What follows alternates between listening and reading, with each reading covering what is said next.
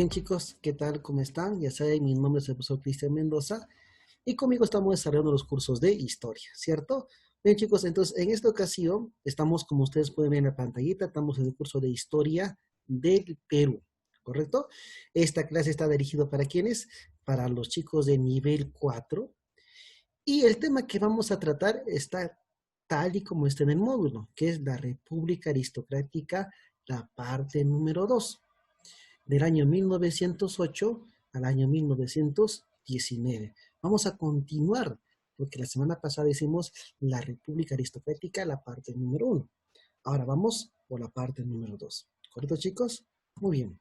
A ver, como estamos en la República Aristocrática, parte número 2, estamos haciendo el año 1918 o 1908, 1919. Acá se termina la República Aristocrática. Pero acuérdate que se inicia en el año 1899 hasta el año 1919. La primera parte que hicimos desde el año 1899 hasta el año 1908. Ahora hacemos la segunda parte, ¿correcto? Ya. ¿Cómo también se llama este periodo? También se llama segundo civilismo, ¿correcto? Porque los militares no gobiernan. ¿Sí? ¿Quiénes son? Los civiles. Pero sí vamos a encontrar un pequeño o un golpe de estado en este periodo. Pero predominan los civiles. Y además, el partido más importante en ese momento fue el Partido Civilista Peruano. ¿Ya? Bien, en el contexto internacional, esto coincide con qué? Con la denominada guerra o la Primera Guerra Mundial. ¿Ya? Muy bien. ¿Por qué lo llaman segundo civilismo o por qué lo llaman la República Aristocrática, chicos? Porque ¿quiénes son los que van a gobernar? Es la famosa oligarquía agroexportadora. Es decir, los grandes terratenientes, los latifundistas, los que tenían el control de la producción de qué? Del algodón y del azúcar, ¿no? De la explotación del caucho, de las empresas mineras. Entonces, los hombres que tenían poder, fortuna, poder económico, son los que van a postular a la presidencia del Perú, ¿correcto? Dirigido por el Partido Civil y básicamente es la explotación, prima la explotación de materias primas hacia Inglaterra, que hasta ahí va a ser primera potencia mundial, y luego están los Estados Unidos. Eso estábamos viendo, ¿cierto? Muy bien. ¿Cuáles son los productos principales que se van a exportar? Ya hemos dicho, ya no hay salitre, ya no hay guano. Ahora es caña de azúcar, ahora es algodón, ahora es caucho, es la lana. ¿Y te acuerdas qué eran los enclaves? Eran las empresas, ¿no? Que venían al Perú para extraer, para explotar nuestros recursos, ¿no? En la sierra teníamos el enclave de las minerías, la Cerro Pasco de Nana y Company. El petróleo en Brea y Pariñas, en Piura, ¿correcto? ¿No? Y bueno, acuérdate que fue básicamente un estado liberal, controlado por la inversión privada y extranjera. Había un gasto público interno y externo, primó la educación técnica y la dependencia del gamonalismo de las provincias. ¿Quiénes eran los gamonales? Eran los terratenientes, los latifundistas. ¿Ya? Bien, chicos, esta es de manera genérica que es la República Aristocrática. Continuamos. Entonces, del año 1904 al año 1908, se acuerdan, había gobernado un tal José Pardo y Barrera.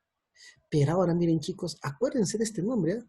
Estamos ahora en el primer gobierno de nada menos que de Augusto Bernardino Leguía. Miren, primer gobierno de Augusto Bernardino Leguía, de acá. ¿Ya? Y Augusto Bernardino Leguía, chicos, fue nada menos que presidente del año 1908 al año 1912. Augusto Bernardino Leguía. Primer gobierno. ¿Qué significa? Que este personaje va a volver a gobernar nuestro país. Y miren, existe un fuerte rechazo porque uno de los más grandes traidores en nuestra historia va a ser justamente Leguía. Y justamente, chicos, vamos a ver acá, ¿por qué razón Leguía está considerado como uno de los más grandes traidores en nuestro país? Así que el primer gobierno de Augusto Bernardino Leguía, 1908-1912. ¿Correcto? Muy bien. Miren, Un grupo pierolista, es decir, aún habían seguidores de Nicolás de Pierola, intentó hacer firmar su renuncia porque él postula y querían sacarlo del poder, pero él no renuncia y ese día es conocido como el Día del Carácter, ¿correcto? ¿Ya? El partido civil se dividió entre los leales de Pardo y los seguidores de Leguía. Es decir, que Leguía tenía respaldo de una parte del partido civilista, que era el partido que gobernaba en ese entonces. ¿Ya? Miren, chicos, la primera potencia a nivel mundial, ¿quién era hasta ese entonces? Inglaterra. Pero poco a poco va llegando de cosas, chicos, el capital norteamericano. Y va llegando cada vez más capital norteamericano. ¿Ve? Y se da el máximo auge del caucho, la extracción de este caucho, de esta materia que era muy importante para hacer la industria automovilística, las llantas en ese entonces. ¿Ya? Bien. Aspectos generales del primer gobierno de Augusto Bernardino Leguía. Ya, ponga atención porque miren, acá voy a sacar el marcador para señalar. En el aspecto económico, ¿no? Muy bien, va a haber una crisis económica, miren, estamos saltando a crisis económica, porque va a haber un desplazamiento del capital inglés por el capital norteamericano. Es decir, que Norteamérica ya llega con sus capitales, ¿no? Miren, solicitó un préstamo. El Perú tenía, pues, siempre en esta historia hemos sido ¿cómo se llama? Agentes financieros que pidemos préstamo a los países, ¿no? Solicitó 1.245.000 libras esterlinas, nada menos que al Banco de París, ¿no? La libra esterlina era una de las monedas más importantes. Dictó la ley de accidentes cuando había problemas en los trabajos. Se produce el boom del caucho, ya hemos hablado de eso, ¿correcto? ¿Ve? Chicos, se da la primera huelga registrada, la primera huelga genera el año 1911, por los textileros de Vitarte. Y chicos, ¿qué reclamaban? Las 8 horas diarias de trabajo. Todavía no se reconoce, recién se está luchando por las 8 horas diarias de trabajo, ¿correcto? Huelgas de los trabajadores en las haciendas azucareras, ¿no? Formación de la Unificación Obrera Textilera en Vitarte, los primeros sindicatos, es decir, se da varias luchas sociales en el gobierno de Augusto Bernardino Leguía, ¿no? Uno de los hechos es en el plano internacional, es que Jorge Chávez, aviador peruano, ¿no? En Italia, cruza los Alpes italianos, ¿no? Y él era peruano, ¿no? Se redescubre Machu Picchu, se redescubre, ¿correcto? ¿Y quién es el que le da a conocer al mundo? Hiram Bingham, ¿correcto? ¿No? Y después se da el primer vuelo sobre el cielo de Lima, de Juan Biesbuch, ¿no? El primer vuelo sobre el territorio o suelo limeño. Entonces el Perú estaba incierto, pues, acontecimientos a nivel mundial, ¿no? Descubrimiento Machu Picchu, el vuelo de Jorge Chávez, las vuelas que había, pero esto es lo que más me interesa. ¿Por qué? Miren, porque en el primer gobierno de este señor, chicos, en el primer gobierno, el Perú va a tener problemas con los 5 países fronterizos, con los 5, con Colombia, con Ecuador, con Brasil, con Bolivia y con Chile. Hubo una tensión muy, pero muy complicada en el gobierno de este señor. Pero eso no justifica lo que hizo este señor, Augusto Bernardino Leguía. Vamos acá. ¿Qué sucedió con Chile? Resulta que se acuerdan que en el gobierno anterior se mandó a construir la cripta de los héroes, ¿no? Y se iba a inaugurar la cripta de los héroes. ¿Y para qué sería la cripta de los héroes? Era pues un mausoleo donde se te iba a trasladar los restos de los héroes de la guerra, de los que cayeron en la guerra del Pacífico. De Grau, Bolognesi, Alfonso Ugarte, Leoncio Prado y así, ¿correcto? Pero ¿qué sucede con Chile?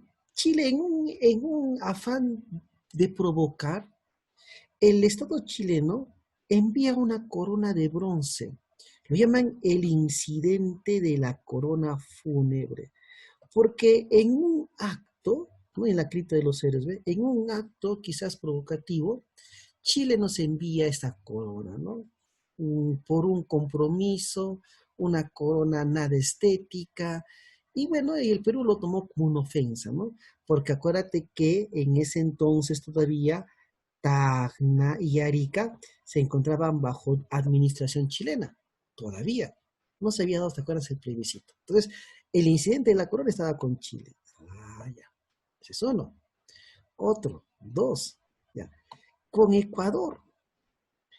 Ecuador sustentó que Jaén, Tumbes y Maynas, todo miren lo que está diciendo acá, Jaén, Tumbes, Maynas, era territorio de los ecuatorianos. Todo eso de acá. Ah, profe, todo eso sí. Ecuador dijo, ese me pertenece. Inclusive Ecuador ocupó territorio peruano, exigiendo Jaén, Tumbes y Maynas. Maynas es prácticamente todo Loreto hoy en día, ¿no?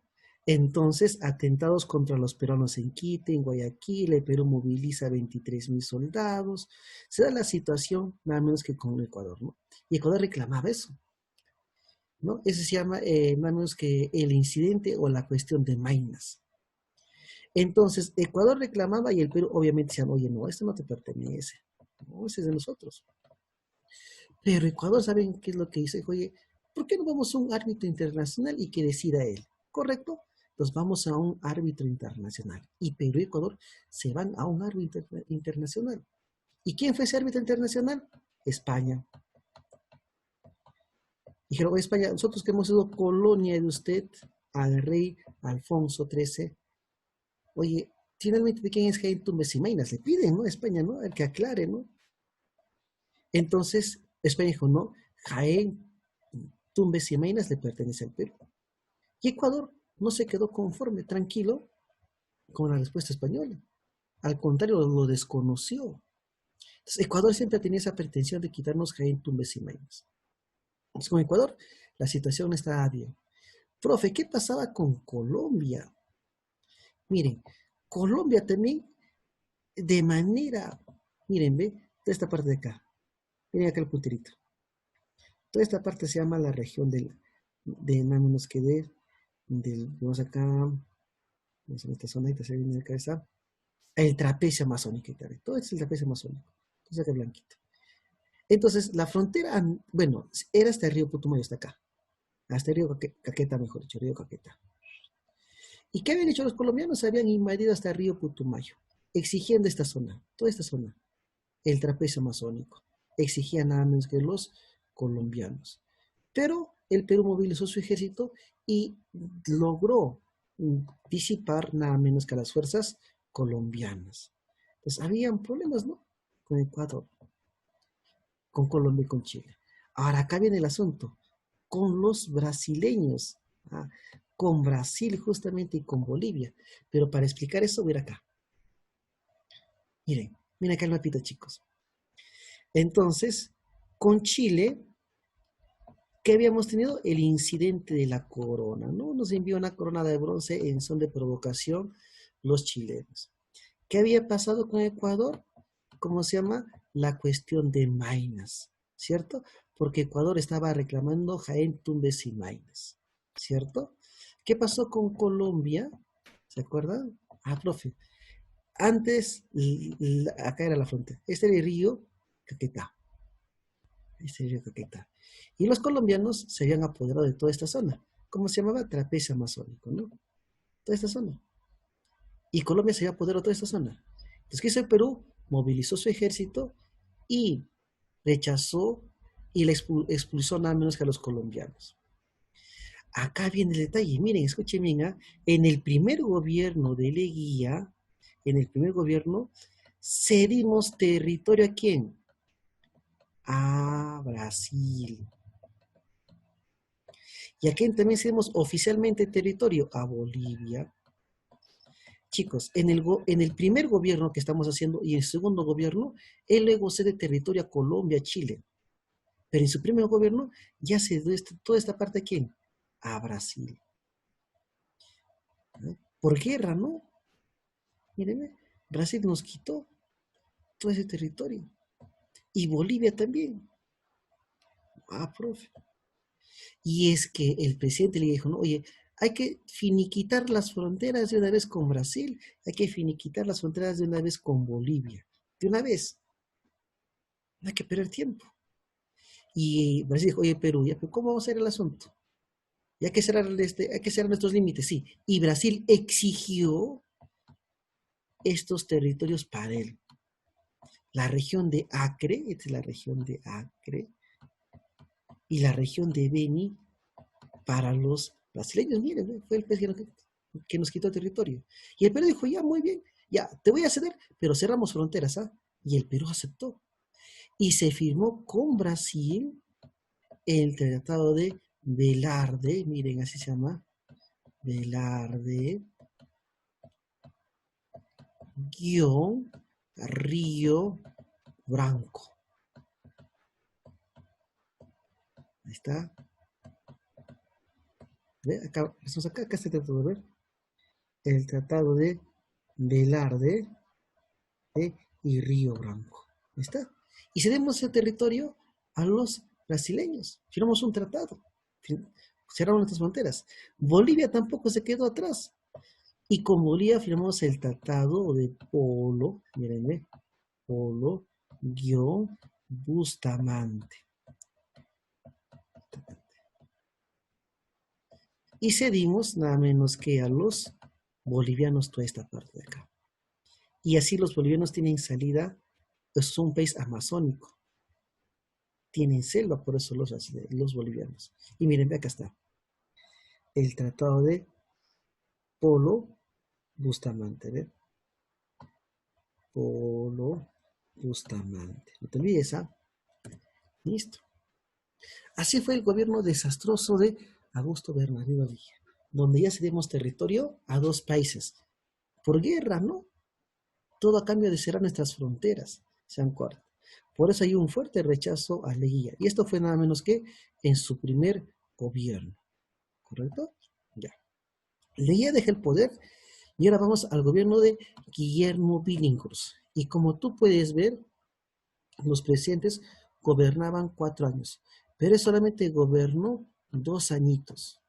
Solamente dos, ¿ah? Profe, ¿por qué 2 años, ah? Porque a él van a dar golpe de Estado. Muchos a Guillermo Billinghurst lo consideran como el primer gobierno populista de nuestro país. ¿Quiénes fueron los candidatos en el año 1912? Guillermo Billinghurst, que gana con el Partido Demócrata, y Antero Aspillaga, que era del Partido Civil. ¿Quién gana? Guillermo Billinghurst. Por eso Guillermo Billinghurst luego va a ser conocido como Pan Grande. Miren, ve, frase, pan descomunal de 5 centavos de Billinghurst y pan pequeño de 20 centavos de Aspillaga. Es que en ese entonces, chicos, Quechemio Billinghurst había prometido, si ganaba las elecciones, bajar el precio del pan. Gana las elecciones y es cierto, baja el precio del pan. Por eso lo conocían a Guillermo Billinghurst como Pan Grande. ¿Correcto? ¿Ve? Entonces, está uno de los, ¿por qué lo llamaban así a este Guillermo Billinghurst? ¿No? Fue un gobierno populista, ¿no? ¿Ve?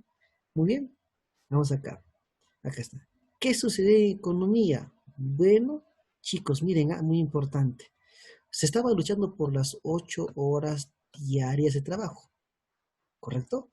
Pero se reconoció primero la jornada laboral. ¿A quiénes? Se reconoce la jornada ahora de las 8 horas solamente a los trabajadores del muelle de Arsén en el Callao. Solamente para ellos. Las 8 horas. Después vamos a ver cuándo es de manera genérica. ¿Ya? Reglamentó el derecho a la huelga. No había derecho a la huelga. Se reglamenta, pues eso fue un gobierno populista. ¿No? Dio pautas al Congreso sobre el establecimiento del seguro obrero. ¿No? Entonces, por eso había un fuerte rechazo para este señor. ¿Se dan cuenta? ¿Ve? Muy bien.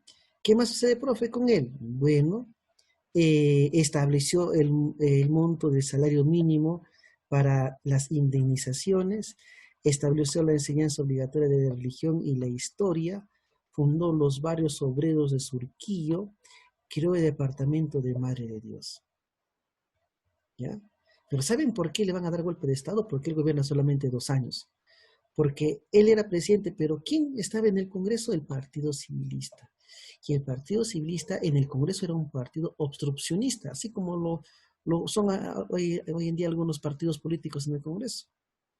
Entonces Guillermo Billinghurst, como quería hacer reformas, no le permitían hacer reformas.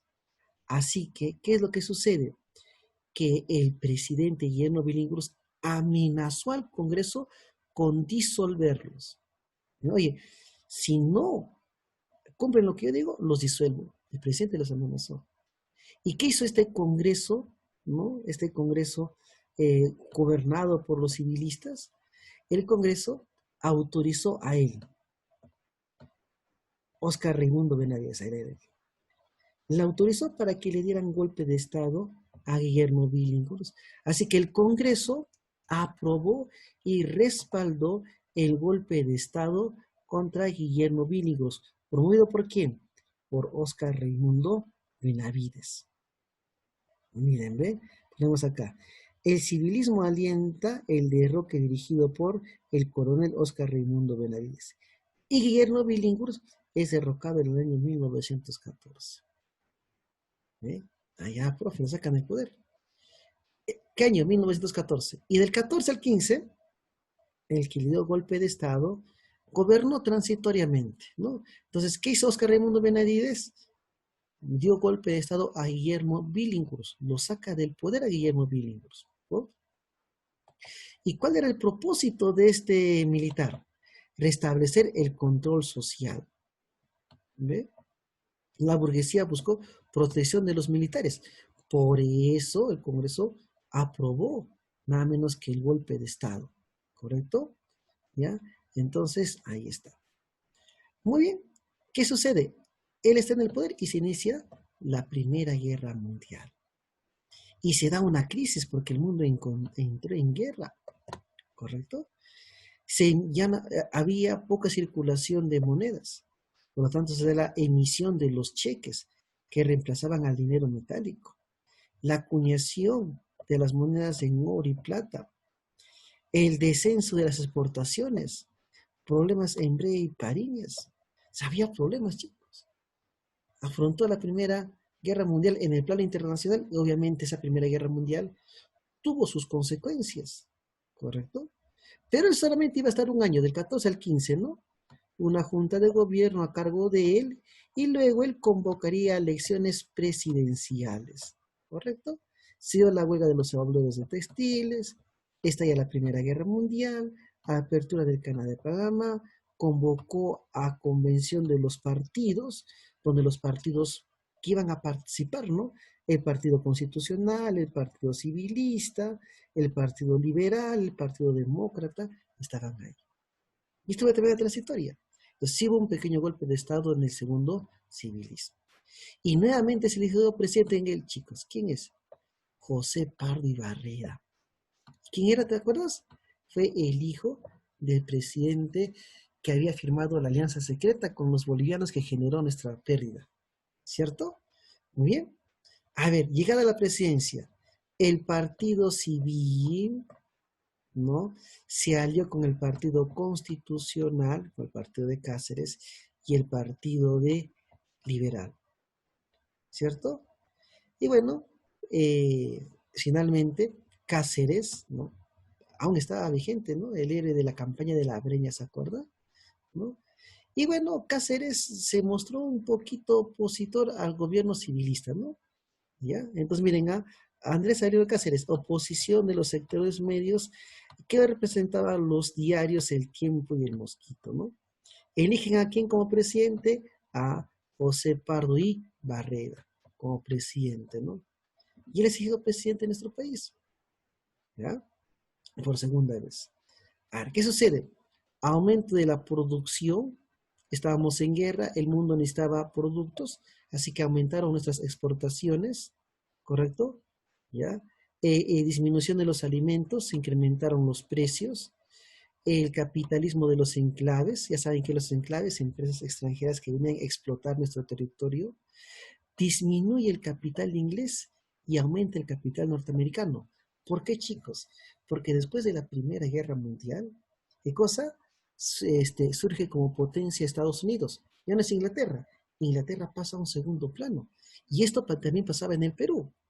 Cada vez el capital inglés disminuía y tomaba fuerza el capital norteamericano. ¿Ve? Se dio la libertad de cultos. Es que hasta ese entonces, chicos, la única religión oficial era nada menos que el catolicismo. Y acá se hace la libertad de cultos. Reglamenta el trabajo de los indígenas. Reglamenta el trabajo de las mujeres y de los niños. El descanso obligatorio, el descanso dominical. Y acá viene lo más importante, chicos. Voy a resaltar, miren, está ahí. Él, ¿se acuerdan? Se inicia la jornada de las 8 horas.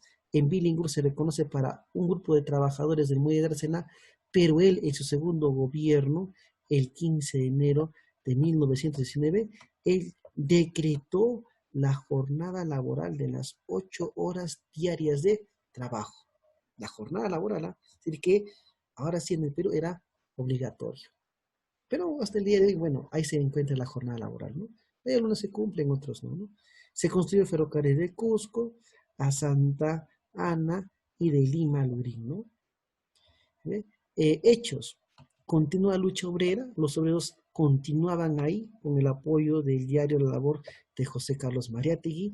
En Puno se da el levantamiento de Rumamaki, que su nombre se llamaba Teodomiro Gutiérrez. ¿Quién era? Él era un militar que en Puno se rebeló, chicos, ¿por qué? Contra los gamonales, contra la explotación del indígena, ¿no? La huelga de los trabajadores petroleros, el paro general, había mucha protesta social. Pero, ¿saben qué sucede en el plano internacional? Estábamos, miren, ¿ve? Aún continuamos en la Primera Guerra Mundial. ¿Quién era la Primera Guerra Mundial? Era Francia, Inglaterra, Estados Unidos contra Alemania, contra Austria, contra Turquía. Y resulta que los alemanes habían unido una embarcación peruana llamada El Orto.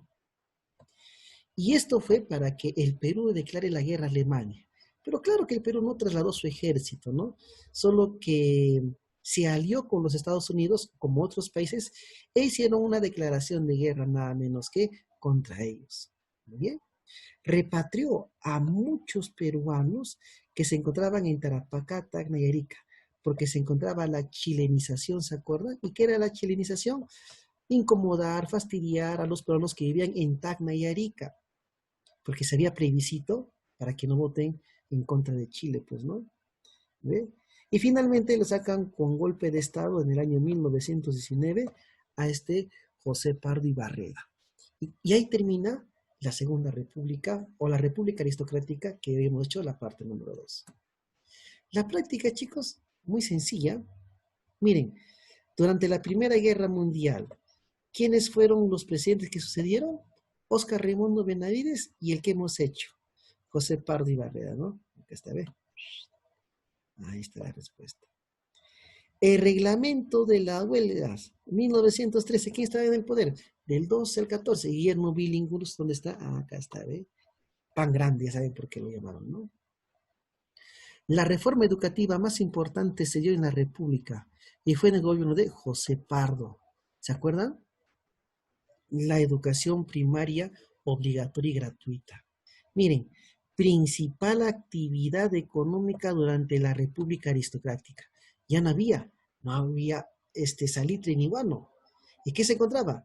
La agroexportación. ¿De qué, chicos? De algodón, ¿no? ¿Qué más? De azúcar, ¿no? Materias primas, el caucho. El verdadero nombre de Rumimaki, Teodoro o Teodomiro Gutiérrez Cueva, ¿no? Algunos lo llamaron Tupac Amaru III. Pero bueno, ahí está. Los productos que más explotaron y se beneficiaron el imperialismo en el segundo civilismo. El algodón, el azúcar, el caucho, los minerales. El cobre, petróleo, no azúcar, algodón, ahí está. Acá está, ¿ven? Las grandes azúcares. ¿Ven? Listo. ¿Qué dice acá? La pregunta dice, el grupo de poder civilista ligado al imperialismo inglés estuvo conformado principalmente por quienes, por los terratenientes, por los grupos familiares poseedores de latifundios, de tierras. ¿Y cómo eran llamados? Los varones del azúcar, acuérdate. Los códigos del comercio, de la minería, promulgados en Eduardo López de Romaña, ¿a qué benefició? Al capital extranjero. Corriente filosófica que sirvió de sustento ideológico a la república aristocrática, cuyos principios fueron el orden y el progreso. ¿Cómo se llama eso? Nada menos que el positivismo, nuevo pensamiento. ¿Ve? En el aspecto político en la república aristocrática predominó. ¿Cuál fue el partido político que predominó en la república aristocrática? El partido civil, el civilismo. No está acá, está, ¿ve? Partido civil. ¿Se cuenta? El APRA todavía no existía. El Partido Socialista todavía no existía. ¿Ve? ¿Se dan cuenta? Bien, chicos, ahí está la práctica. Está sencilla. Ya saben que el miércoles tenemos nuestra evaluación, ¿ya? Nos vemos, chicos. Hasta luego.